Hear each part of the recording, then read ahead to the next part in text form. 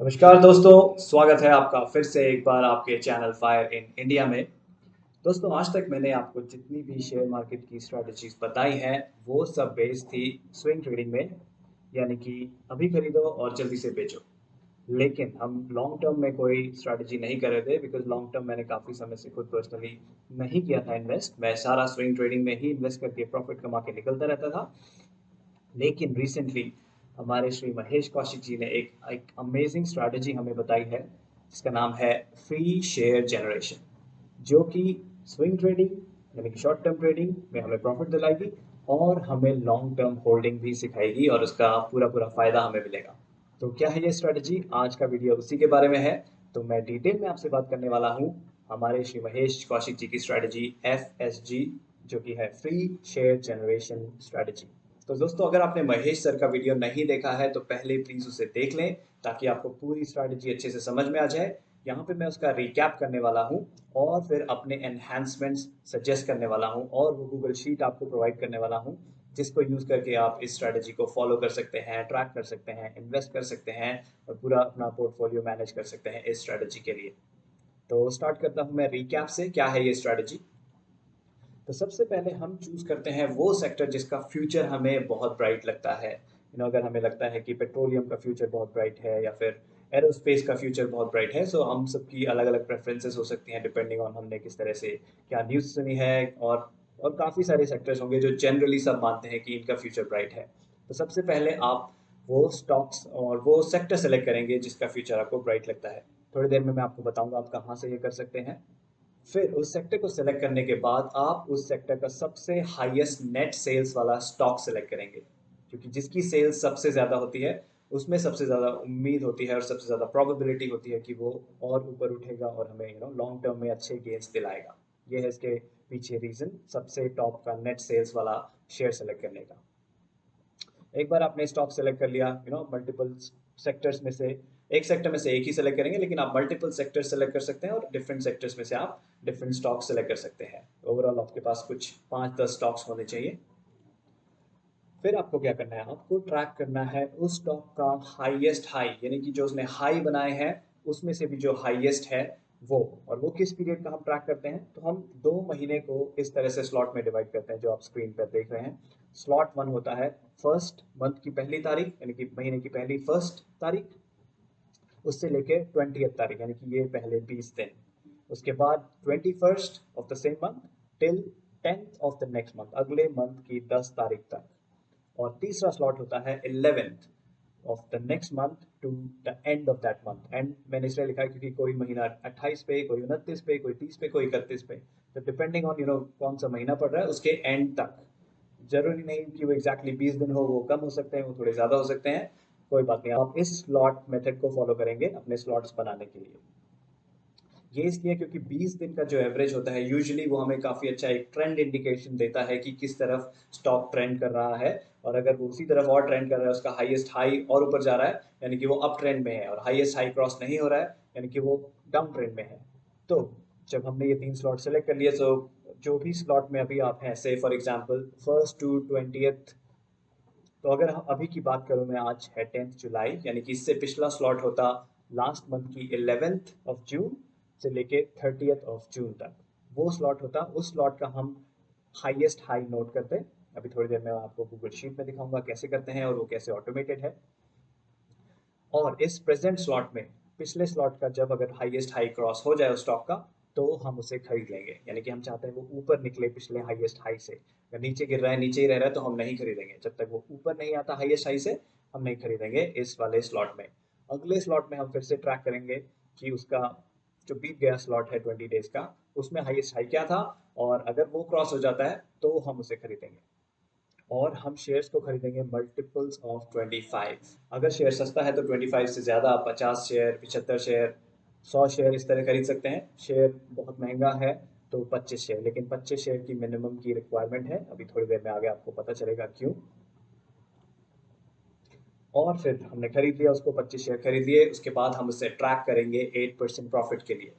जिस दिन वो हमें 8% प्रॉफिट देगा, उस दिन हम उतने शेयर्स बेच देंगे, एक शेयर अपने लिए रख लेंगे। फॉर एग्जाम्पल, अगर हमने 25 शेयर खरीदे थे उस स्टॉक में, तो हम 24 शेयर बेच देंगे और एक शेयर अपने पास रख लेंगे as free share. Free share इसलिए क्योंकि जब आप 24 शेयर बेचेंगे 8% के प्रॉफिट में, आपको कुछ प्रॉफिट मिलेगा, प्लस आप एक शेयर रख लेंगे जिसको आप लॉन्ग टर्म होल्ड करने वाले हैं। जी हाँ, ये फ्री शेयर इसलिए कहला रहा है क्योंकि आपने जो इन्वेस्ट किया उसमें से आपको कुछ प्रॉफिट तो मिल गया, वो हो गया आपका शॉर्ट टर्म प्रॉफिट, और फिर आपने जो एक शेयर रख लिया वो आपने अपने पॉकेट से अब नहीं लिया क्योंकि आप प्रॉफिट कमा चुके हैं, आप अपना इन्वेस्टेड अमाउंट निकाल चुके हैं, प्रॉफिट भी निकाल चुके हैं कुछ, अब बच गया जो अमाउंट, जो शेयर, वो है फ्री शेयर।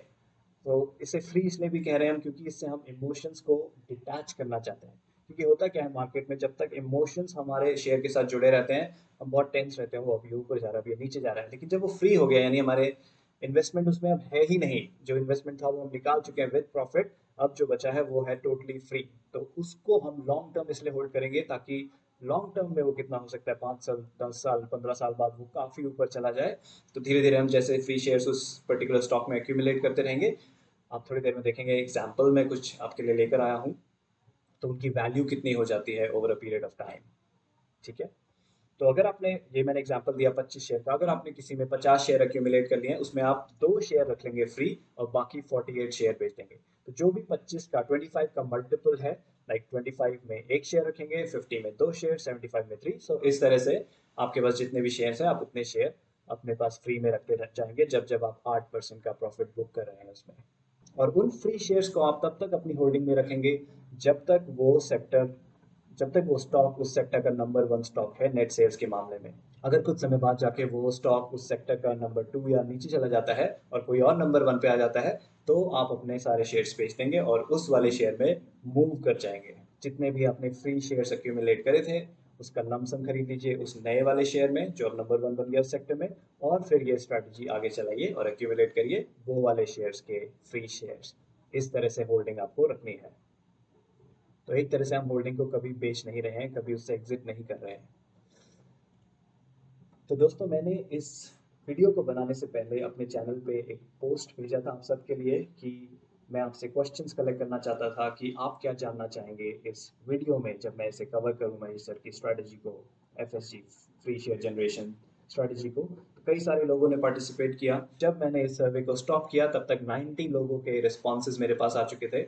मैं धन्यवाद देना चाहूँगा उन सभी 90 लोगों का जिन्होंने पार्टिसिपेट किया। और उस सर्वे में मैंने ये क्वेश्चन भी पूछा था कि आप लोगों का एक्सपीरियंस क्या है शेयर मार्केट में, 0 to 1 year, 1 to 2 year, 2 to 3 years या फिर मोर देन 3 years, ताकि मुझे पता चल जाए क्वेश्चंस किस तरह के रेंज से आ रहे हैं। तो आप देखेंगे यहाँ पे majority of the people are beyond 3 years of experience, यानी कि जो क्वेश्चंस मेरे पास आए हैं, और मैंने सारे क्वेश्चन तो नहीं ले सकता था क्योंकि कई सारे रेलिवेंट नहीं थे और काफ़ी सारे क्वेश्चंस थे। तो मैंने कुछ हैंड पिक किए हैं क्वेश्चन जो मैं आज आगे आपको दिखाऊंगा और उनके आंसर्स क्या हैं वो भी आपको बताऊंगा। तो ये है वो ग्राफ, किस तरह के लोगों ने पार्टिसिपेट किया, उनकी परसेंटेज क्या थी। अब मैं बात करता हूँ FAQs, वो क्वेश्चन जो आप लोगों ने पूछे सर्वे में और कुछ मैंने अपनी तरफ से ऐड भी किए हैं। How to determine the capital required for this strategy. अभी मैं सिर्फ क्वेश्चन पढ़ने वाला हूँ और फिर आंसर दूंगा एक साथ इन सारे क्वेश्चन के। How to reduce the requirement of minimum 25 shares, ताकि हमें 25 से कम शेयर्स खरीदने पड़े। How many time should be average out, हो सकता है ये शेयर कोई गिर रहा हो और हमें एवरेज आउट के सिग्नल मिलते रहें, कितनी बार एवरेज आउट करेंगे, ऐसा तो है नहीं कि अनलिमिटेड बाय एवरेज आउट करते रहेंगे, कितनी बार, what's the limit. Can we start FSG any day of the month, very good question. अगर आज 7 तारीख है और आज मुझे लगता है, सॉरी, आज 10 तारीख है और आज मुझे लगता है मुझे स्टार्ट करना चाहिए, तो क्या आज से मैं स्टार्ट कर सकता हूँ या फिर मुझे अगले महीने की 1 तारीख तक या 11 तारीख तक या कौन सी तारीख तक वेट करना पड़ेगा इसे स्टार्ट करने से पहले, उसका क्वेश्चन का answer. How to use shares with high price, example Bajaj finance. तो कई सारे शेयर्स हैं जिनके प्राइसेस बहुत हाई होते हैं और अगर हम उनमें 25 शेयर्स खरीदने जाएं तो काफ़ी बड़ा अमाउंट हमें इन्वेस्ट करना पड़ेगा, तब जाके हम उनके 25 शेयर्स खरीद पाएंगे। तो कैसे करना है उन शेयर्स को manage. How many stocks to be kept in long term portfolio in your trading account, how many depends on you. अभी थोड़ी देर में जब मैं इसका आंसर दूंगा तो आपको शायद पता चल जाएगा कितना, how many, there is no fixed limit as such. Can we use this in ETF and instead of keeping 4% stock and 4% cash, should we keep entire 8% as free shares? तो बेसिकली जब हम 8% को बेचते हैं उसमें से आधा 4% हम प्रॉफिट रख लेते हैं और आधा 4% एक शेयर के बराबर जो होता है वो रख लेते हैं फ्री शेयर। तो यहाँ पे ये क्वेश्चन पूछा जा रहा है कि क्या हम एंटायर 8% यानी कि 2 शेयर्स रख सकते हैं? तो let's see what the answers are. लेकिन उससे पहले मैं बात करना चाहूँगा चैलेंजेस इस एफएसजी मेथड में। तो जब मैंने ये वीडियो देखा सर का, उसके बाद मैंने स्टार्ट करी बैक टेस्टिंग और अपने टेलीग्राम चैनल पे भी पोस्ट किया। हमारे टेलीग्राम चैनल पे काफ़ी दिलचस्प लोग और बहुत ही नॉलेजेबल लोग जुड़े हुए हैं, जिन्होंने मुझे हेल्प करा इस शीट को बनाने में, बिकॉज ये शीट, इसकी बैक टेस्टिंग क्रैक करना इतना आसान नहीं था। तो अभी थोड़ी देर में मैं उनका नाम बताऊंगा। उनको बहुत बहुत धन्यवाद जिनने मुझे बैक टेस्टिंग की शीट में हेल्प किया। इनफैक्ट पूरी शीट ही उन्होंने बनाई है, मैंने थोड़े मॉडिफिकेशंस ही किए हैं उसे अपने शीट में एडजस्ट करने के लिए। बट एनीवेज, तो मैं बात करना चाहता हूँ चैलेंजेस की क्या है एफएसजी में। Huge capital is required for highly priced stocks to purchase the minimum 25 shares। तो अभी जो हमने बात करी कि मिनिमम 25 होते हैं, इसलिए क्योंकि जब हम 8% के हिसाब से प्रॉफिट बुक करते हैं तो उसका आधा हम प्रॉफिट रख लेते हैं और आधा बेचते हैं, यानी कि एक शेयर 4% इज वन शेयर। इसलिए हम 25 का मिनिमम रखते हैं कि 25 से कम रखेंगे तो फिर वो रेशियो ठीक से बैठता नहीं है, या तो हमें अपना प्रॉफिट परसेंटेज बढ़ाना पड़ेगा। लेकिन अगर उसे हम बढ़ाते हैं तो फिर बहुत बहुत चांसेस घट जाते हैं कि हम जल्दी जल्दी प्रॉफिट बुक कर पाएंगे। इसलिए जो शेयर्स बहुत महंगे हैं उनमें 25 शेयर्स लेना आसान नहीं है। लाइक फॉर एग्जांपल, किसी शेयर का दाम 2000 या उससे ऊपर है, उसमें 50,000 एक बार में इन्वेस्ट करने पड़ेंगे या उससे ज़्यादा इन्वेस्ट करने पड़ेंगे। थोड़ी देर में मैं आपको शीट भी दिखाऊंगा जहाँ मैंने कुछ स्टॉक शॉर्ट लिस्ट किए हैं। कई कई में तो 1 लाख से नीचे बात ही नहीं बन रही है। तो एज अ रिटेल ट्रेडर किसी के पास इतना पैसा नहीं होता है एक स्टॉक में डालने के लिए। तो ये सबसे बड़ा चैलेंज मुझे लगा। उसके अलावा कई सारे स्टॉक्स आप देखेंगे, जब मैंने बैक टेस्टिंग करी, वो 8% इतने आराम से मूव नहीं करते कि हम क्विकली क्विकली प्रॉफिट बुक करके निकलते रहें। तो 8% का टारगेट मीट करना डिफिकल्ट था कई सारे स्टॉक्स में। उसकी वजह से हमारा काफ़ी देर तक कैपिटल भी ब्लॉक रहा, जो कि आप बैक टेस्टिंग शीट में देख सकेंगे। तो ये एक और चैलेंज है। 8% आएगा, कितनी देर में आएगा, वी कांट बी श्योर। और अगर एवरेजिंग करनी पड़ी, हमारा और कैपिटल फंसता जाएगा, लेकिन हम 8% का वेट ही करते रह जाएंगे। तो ये एक बड़ा चैलेंज है। और तीसरा, not a very big challenge but still, क्योंकि इतनी सारी स्ट्रैटेजीज मैंने शेयर करी हैं, महेश सर ने शेयर करी हैं, जिन्हें मैंने एनहांस किया है। उसके अलावा भी यूट्यूब पर बहुत सैकड़ों हज़ारों पता नहीं कितनी स्ट्रैटेजीज अवेलेबल हैं, और हम में से कई सारे लोग बहुत सारी वीडियोस देखते रहते हैं, स्ट्रैटेजीज को समझते रहते हैं। तो एक और स्ट्रैटेजी को ट्रैक करना क्या हमारे लिए उतना आसान है? ऑलरेडी हम 3-4 स्ट्रैटेजीज में काम कर रहे हैं, अब एक और स्ट्रैटेजी, तो वो भी एक चैलेंज हो सकता है। Not a very big challenge but yes can be a mental challenge, और maybe Google sheet maintain करना टू मच कंफ्यूजन क्रिएट हो जाता है जब हम बहुत सारी स्ट्रैटेजीज में डील करते हैं। तो इन चैलेंजेस का और इन उन एफएक्यूज का क्या है जवाब? तो आई डोंट नो कितने लोग मुझसे एग्री करेंगे, बट मैं अपना जवाब आपके सामने पेश करता हूँ। अगर आपको पसंद आता है तो कमेंट में ज़रूर बताना, नहीं पसंद आता है तो भी बताना कि क्यों नहीं पसंद आया। मुझे जान के खुशी होगी, क्योंकि मुझे आप लोगों से भी काफ़ी कुछ सीखने को मिलता है। तो अब बात करता हूँ मैं, क्या है मेरा सोल्यूशन, क्या है मेरा अप्रोच इस all those FAQs and the challenges, उनको ओवरकम करने के लिए, स्टिल फ्री शेयर जनरेशन करने के लिए कैसे कर सकते हैं हम? तो सबसे पहले, आप जो भी स्ट्रैटेजी फॉलो कर रहे हो, अगर उस स्ट्रैटेजी में आप 8% से ज़्यादा प्रॉफिट टारगेट कर रहे हो, अगर आपके पास शेयर्स हैं उसमें जो 25 शेयर्स या उससे ज़्यादा शेयर्स हैं, shares in the sense like stock ए है उसके 25 शेयर्स हैं आपके पास, स्टॉक बी है उसके 30 शेयर्स हैं, तो स्टॉक्स हैं आपके पास जिसके आपके 25 से ज़्यादा शेयर्स हैं। और तीसरा, अगर आप निफ्टी 100 के ही स्टॉक्स यूज़ कर रहे हो अपनी स्ट्रैटेजी में, तो आप क्या कर सकते हैं, आप एफएसजी मेथड को अपने ऑलरेडी एग्जिस्टिंग स्ट्रैटेजी में इंक्लूड कर सकते हैं। कैसे? सिंपल। तो जब आपके पास ये तीनों क्राइटेरिया फुलफिल हो रहे हैं, यानी कि 8% से ऊपर टारगेट आप मीट कर पा रहे हैं, 25 से ज़्यादा कोई शेयर्स हैं आपके पास स्टॉक में, और वो निफ्टी 100 का पार्ट है। निफ्टी 100 क्योंकि लॉन्ग टर्म में निफ्टी 100 के शेयर्स के चांसेस बहुत ज़्यादा है कि वो बने रहेंगे और ज़्यादा ग्रोथ दिखाएंगे, इसलिए मैं निफ्टी 100 की बात कर रहा हूँ। तो आप जब अपना स्टॉक बेच रहे हो, जब आपने 8% का प्रॉफिट टारगेट अचीव कर लिया या उससे ज़्यादा का, उस वक्त अगर आपके पास 25 शेयर्स हैं, उसमें से एक शेयर रख लीजिए, बाकी बेच दीजिए, प्रॉफिट ले लीजिए। अगर आपके पास 50 हैं तो 25 के मल्टीपल्स में जो भी शेयर हैं, 25 या 50 के बीच में है तो एक शेयर रख लीजिए, 50 और 75 के बीच में है तो दो शेयर रख लीजिए। इस तरह से आप कैलकुलेट कर सकते हो कि मैं कितने शेयर्स रख सकता हूँ, और बाकी के शेयर्स बेच दीजिए और एग्जिट कर लीजिए। तो इससे आपको कई सारे बेनिफिट्स होंगे। पहला, आप फ्री शेयर्स एक्यूमुलेट कर पाएंगे लॉन्ग टर्म होल्डिंग के लिए।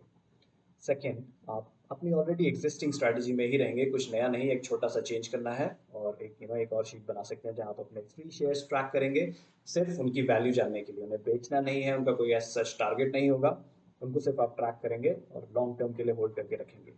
और तीसरा बेनिफिट ये कि आप, बिकॉज आप अपनी ऑलरेडी एग्जिस्टिंग स्ट्रैटेजी में होंगे, आपने ऑलरेडी फाइंड आउट करा होगा कि कितना कैपिटल आप इन्वेस्ट कर सकते हैं, तो वो सारे नए कैलकुलेशंस आपको नहीं करने पड़ेंगे। जहां भी आपके पास से आपके पास 15 शेयर्स हैं अभी, और मे बी आप SST share genius swing trading में कर रहे हैं जहां हम टारगेट 10 to 15% रखते हैं, वहां पे आप ये स्ट्रैटेजी अपना सकते हैं। जिस मेक श्योर, ये मेरा रिकमेंडेशन है कि निफ्टी 100 का स्टॉक हो, लेकिन अगर आपके पास कोई ऐसा स्टॉक है जिसका फ्यूचर आपको लगता है काफ़ी ब्राइट है आगे जाके और निफ्टी 100 का पार्ट नहीं भी है, तो भी आप उसे लॉन्ग टर्म के लिए रख सकते हैं। अब मैं बताता हूँ क्यों मुझे ऐसा लगा और कहाँ से मुझे आइडिया आया कि हमें ऐसा करना चाहिए। अब ये देखिए, तो दोस्तों ये है मेरी अपनी personal Google sheet, my portfolio है इसका नाम। तो इसमें मैं अपने अलग अलग स्ट्रैटेजीज को ट्रैक करता हूँ, क्या अभी करंटली इन्वेस्टमेंट में है, क्या मैं बेच चुका हूँ, कितने प्रॉफिट में, किस मंथ में कितना profit, all that. But focus उस पर नहीं है कि मैं ये कैसे मैनेज करता हूँ, फोकस मैं अभी इस पर कर रहा हूँ कि ये जो सेक्शन आप अभी स्क्रीन पर देख रहे हैं, ये सेक्शन है मेरे सोल्ड स्टॉक्स का, और ये वाली शीट जो अभी खोली है वो SST share genius swing trading की शीट है। तो मैंने यहाँ पे क्या किया, नोशनल प्रॉफिट में मैं ये रखता हूँ कि अगर मैंने अभी भी शेयर नहीं बेचा होता, करंट मार्केट पोजीशन के हिसाब से, करंट मार्केट प्राइस के हिसाब से उसमें क्या प्रॉफिट होता मेरा। और यहाँ प्रॉफिट लॉस परसेंट में मैंने एक्चुअल प्रॉफिट जो मैंने बुक कर लिया है वो होता है। तो ऑफकोर्स ये चेंज नहीं होता क्योंकि ये मैं बुक कर चुका हूँ, लेकिन ये हर दिन चेंज होता रहता है डिपेंडिंग की प्राइस उस स्टॉक का ऊपर जा रहा है या नीचे जा रहा है। तो मैंने यहाँ पे क्या किया, कलर कोडिंग लगाई है। तो जो आपको ग्रीन में दिख रहे हैं, मैंने इसे कंपेयर किया, ये वाला नोशनल प्रॉफिट और मेरा बुक प्रॉफिट, इन दोनों को कंपेयर करके अगर वो ग्रीन में आ रहा है मतलब मेरे बुक प्रॉफिट से वो ऊपर है, और अगर वो इस रेडिश कलर में आ रहा है तो वो मेरे बुक प्रॉफिट से नीचे है। लाइक फॉर एग्जांपल आप पहला देखेंगे कैडलैक, फिर 41% का नोशनल प्रॉफिट और 20% का बुक प्रॉफिट, यानी मैंने 20% पे ऑलरेडी बुक कर लिया था 20 अप्रैल को, लेकिन आज के करंट मार्केट प्राइस के हिसाब से ये 41% होता अगर मैंने बुक नहीं किया होता। तो आप देखेंगे यहाँ पे ग्रीन ग्रीन कितने सारे हैं, रेड हैं थोड़े बहुत। लाइक फॉर एग्जांपल और फार्मा 15% पे मैंने बुक किया था इसे, और अभी ये करंट मार्केट प्राइस के हिसाब से 6.48% पे है, यानी कि नीचे है जहां मैंने बुक किया था। लेकिन जब मैं कंपेयर करता हूँ ग्रीन वर्सेस रेड, मुझे ग्रीन ज़्यादा दिखाई देते हैं। ये है SST में। और अगर मैं टर्टल ट्रेडिंग की बात करूँ जहाँ पे भी मेरा 15% से ऊपर का टारगेट रहता है, यूजुअली 10 to 15%, यहाँ पे भी आप देखेंगे कई सारे ग्रीन में हैं। और इनफैक्ट आप 100 SMA भी देखेंगे जिसमें हम 8 to 10% टारगेट करते हैं, वहाँ पे देखिए कितने ग्रीन है और कितने रेड हैं। ग्रीन की संख्या बहुत ज़्यादा है। Of course market bull phase में रहा था, ये मोस्टली विद इन 1 ईयर की इन्वेस्टमेंट्स का पोर्टफोलियो है जो मैं आपको दिखा रहा हूँ। मार्केट सुपर बुल फेज में रहा, इसलिए भी ये इतने ग्रीन में और इतने ज़्यादा हाई परसेंटेज से ग्रीन में है।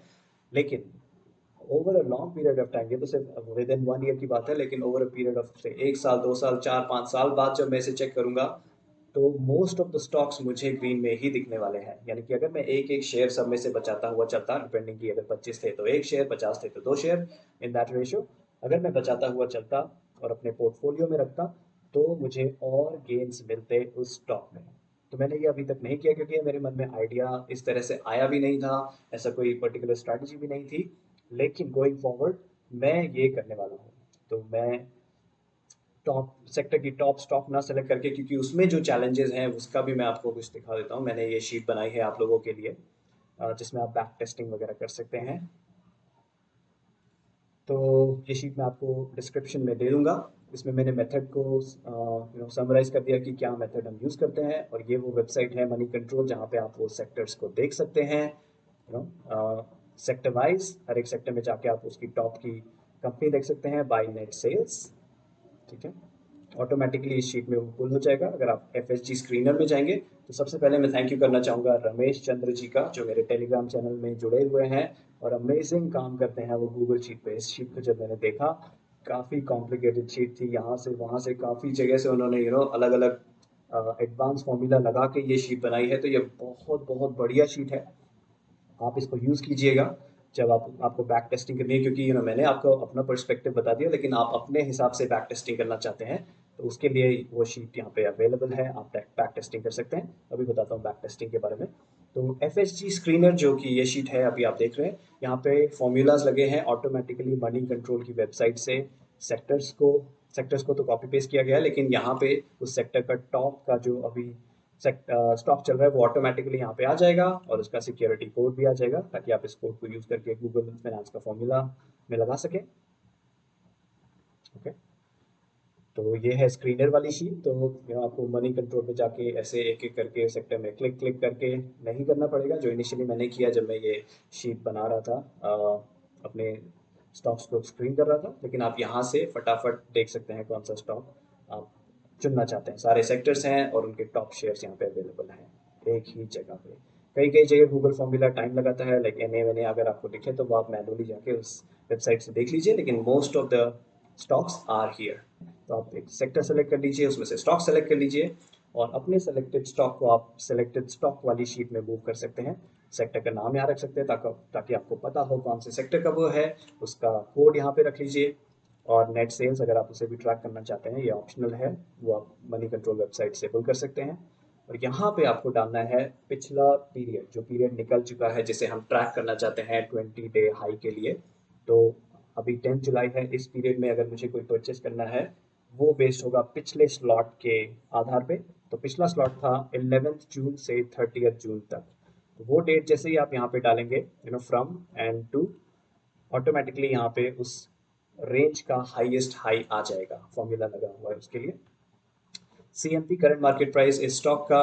और अगर आप 25 शेयर्स खरीदते हैं तो कितना आपको इन्वेस्ट करना पड़ेगा 25 शेयर्स के लिए यहाँ पे।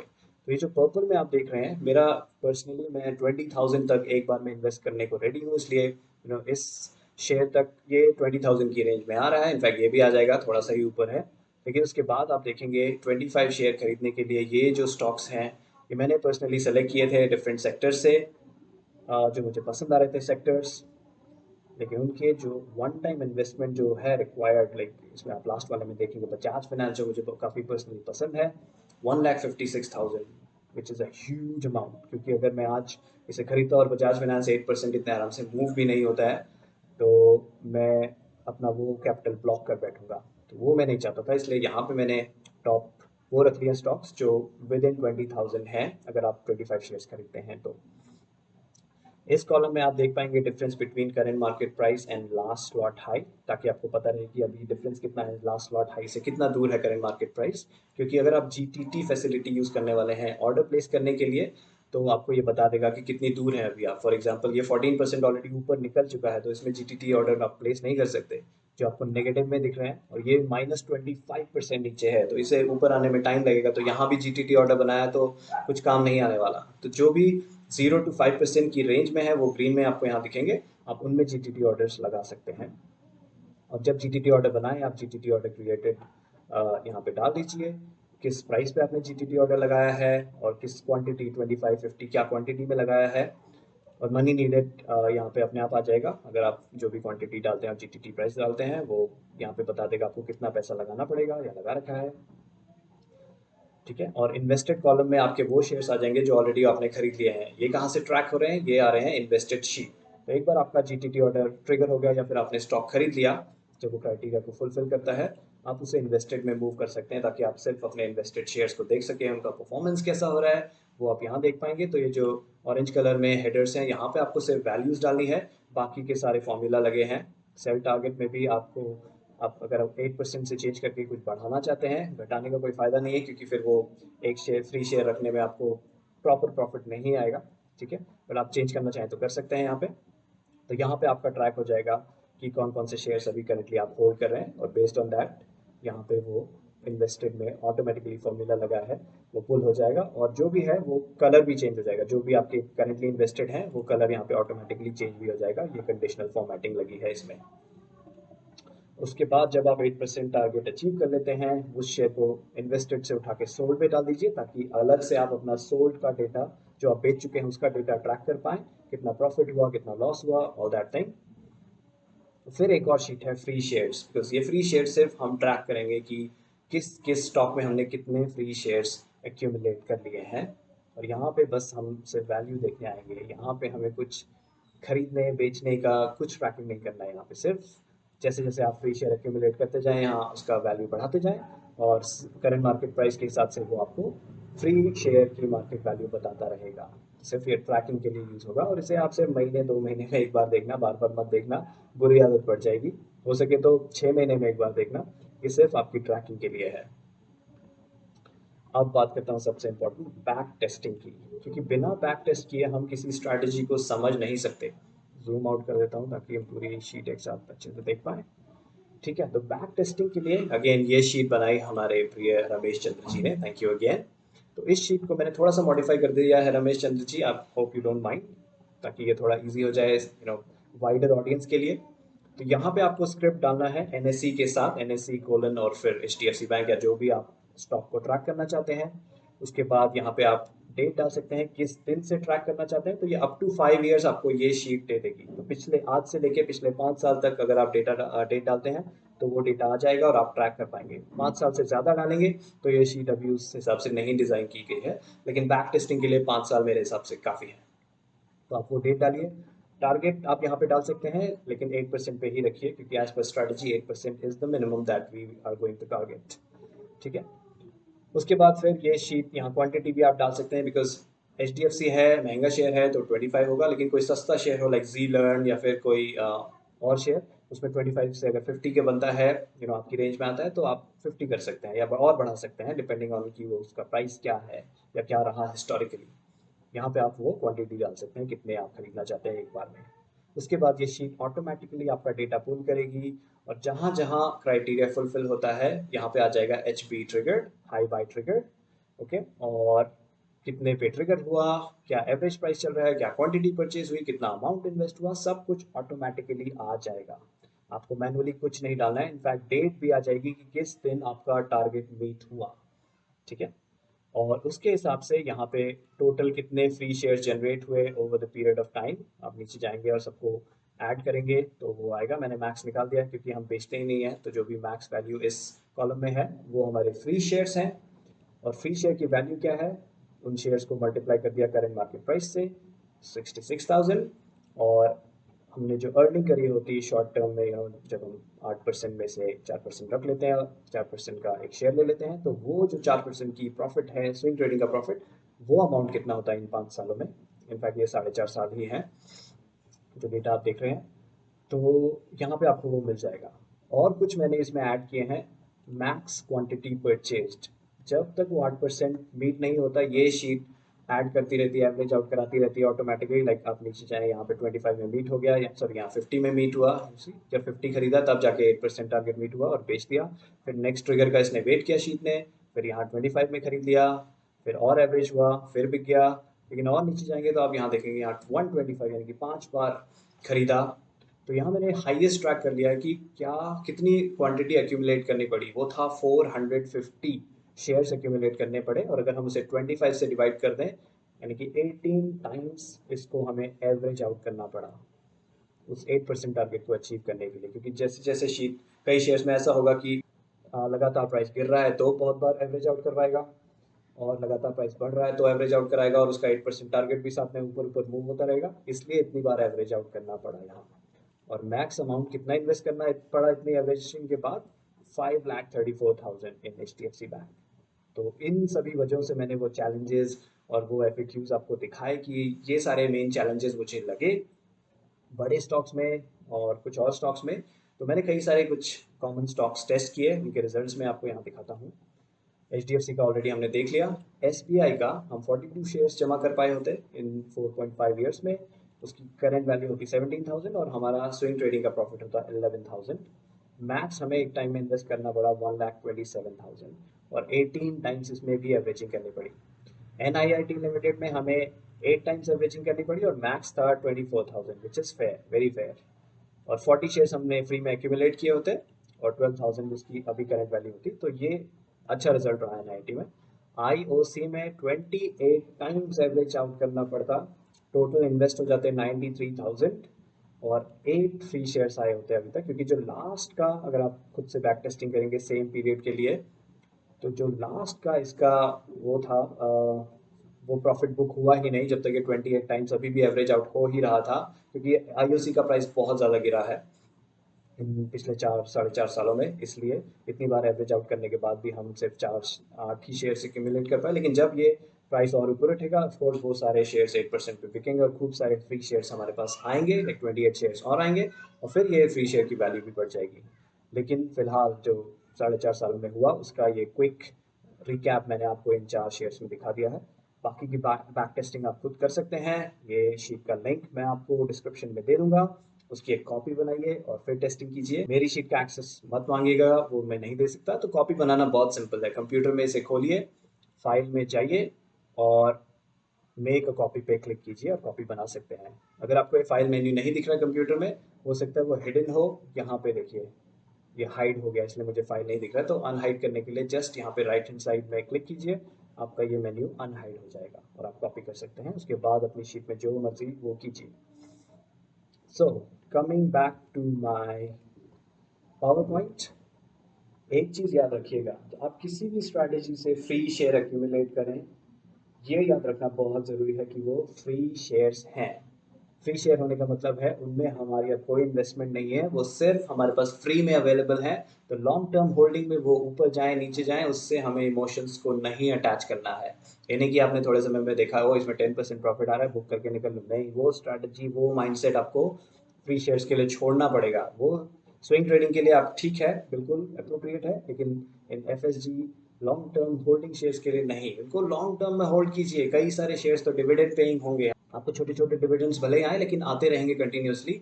और कुछ समय बाद जाके अगर आपने अच्छे शेयर्स एक्यूमुलेट किए हैं, कुछ सालों बाद जाके उनकी वैल्यू काफ़ी अच्छी होगी और तब आपको मज़ा आएगा इस फ्री शेयर जनरेशन स्ट्रैटेजी का। तब आप अपने आप को, महेश सर को थैंक यू करेंगे कि अच्छा मैंने स्टार्ट किया। बस ये थोड़ी छोटी मोटी बातें याद रखनी कि किन शेयर्स में स्टार्ट कर सकते हैं, किसमें नहीं कर सकते। ओके, तो मेरा कंफ्यूजन क्या है, अगर आप नेट सेल कंपनीज के हिसाब से इसे फॉलो करना चाहते हैं, तो जो मैं गूगल शीट आपको दे रहा हूँ उसमें नेट सेल्स के हिसाब से सारी कंपनी लिस्टेड हैं। स्क्रीनर वाली शीट में आप उनमें से पिक कर सकते हैं और ये स्टार्ट कर सकते हैं। अगर आप मेरे वाली मेथड से स्टार्ट करना चाहते हैं, जो मैंने अपने लिए चूज़ किया है, जो मैं करने वाला हूँ, उसमें आपको सिर्फ इतना करना है कि जो भी स्ट्रैटेजी आप कर रहे हैं जिसमें 8% से ज़्यादा प्रॉफिट आप बुक कर रहे हैं, 8% भी बुक कर रहे हैं या उससे ज़्यादा बुक कर रहे हैं, और आपके पास स्टॉक्स हैं 25 से ज़्यादा, ए स्टॉक 25, बी स्टॉक 50, इस तरह से, तो आप उसको एफएसजी में कन्वर्ट कर सकते हैं प्रॉफिट बुकिंग के टाइम पे। कैसे आप स्टॉक सेलेक्ट कर रहे हैं वो चेंज नहीं करना है, सिर्फ आपको प्रॉफिट बुकिंग में चेंज करना है कि एक स्टॉक रख लेना है या 2 स्टॉक, डिपेंडिंग ऑन कितने स्टॉक्स आपके पास हैं, और बाकी बेच के उस फ्री स्टॉक के मजे लेने हैं लॉन्ग टर्म होल्डिंग में। उसकी वैल्यू ज़ीरो भी हो जाए तो भी कोई गम मत करना, क्योंकि वो फ्री का शेयर है, फ्री फ्री फ्री। ठीक है दोस्तों, तो उम्मीद करता हूँ आपको ये पसंद आया होगा। मेरा पर्सपेक्टिव कैसा लगा आपको इस स्ट्रैटेजी के बारे में, मुझे ज़रूर बताइएगा कमेंट्स में। और अगर आपको और अच्छी नॉलेज लेनी है तो आप मेरे टेलीग्राम चैनल को ज्वाइन कर सकते हैं। वहाँ काफ़ी सारे नॉलेजेबल लोग डिफरेंट स्ट्रैटेजीज़ के बारे में बात करते हैं। कोई आपको डाउट हो आप वहाँ पूछ सकते हैं, मैं कोशिश करता हूँ, कुछ मैं आंसर करता हूँ, लेकिन मोस्ट ऑफ द टाइम्स इतने धुरंधर लोग उस ग्रुप में हैं, वो ही आंसर कर देते हैं, और काफ़ी अच्छे अच्छे आंसर जो कई बार मैं भी नहीं सोच पाता वो आंसर्स कर देते हैं। लेकिन हाँ, सबको मैं याद दिला दूँ कि टेलीग्राम चैनल में काफ़ी सारे लोग जुड़े हुए हैं, काफ़ी सारा नॉइज़ है, मतलब काफ़ी सारी बातचीत होती रहती है।